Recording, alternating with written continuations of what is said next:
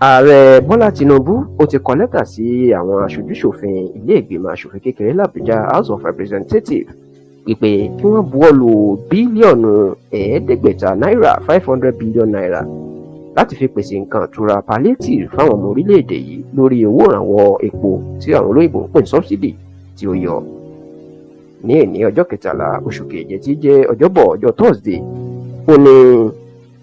abẹnugan ilé ìgbìmọ̀ aṣòfin kékeré l'Àbújá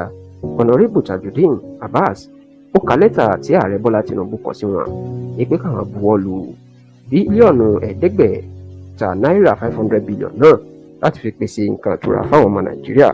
Kódà àwọn aṣòfin náà wọ́n ti padà buwọ́lu. Nínú àlàyé tí wọ́n ṣe, Tẹlifíṣàn Yorùbá Tòótọ́ gbọ́ pé ẹgbẹ̀rún mẹ́jọ náírà ní ìjọba Tinubu yóò máa pín fáwọn ọmọ Nàìjíríà, ìyẹn ò dín lé bíi 12 million household, tó túmọ̀ sí pé ẹgbẹ̀rún mẹ́jọ náírà yóò fẹ́ kan àwọn ọmọ Nàìjíríà bíi mílíọ̀nù 60 million naira láàrin oṣù bíi 6 sí ọdún kan sí àsìkò yìí. Tẹlifíṣàn Yorùbá Tòótọ́ gbọ́ pé Tinubu ó mọ̀ wípé àwọn olóṣèlú wọ́n lè fẹ́ máa tún kówó náà jẹ, tí wọ́n sì ní bàbá náà ti ṣètò kalẹ̀ tó fi jẹ́ pé àwọn ọmọ Nàìjíríà ìní yóò jàǹfààní ẹgbẹ̀rún mẹ́jọ náírà owó oṣooṣù tí wọ́n á máa fún wọn fún bí oṣù 6 yìí o. Wọ́n ní Tinubu ó fẹ́ rí i dájú pé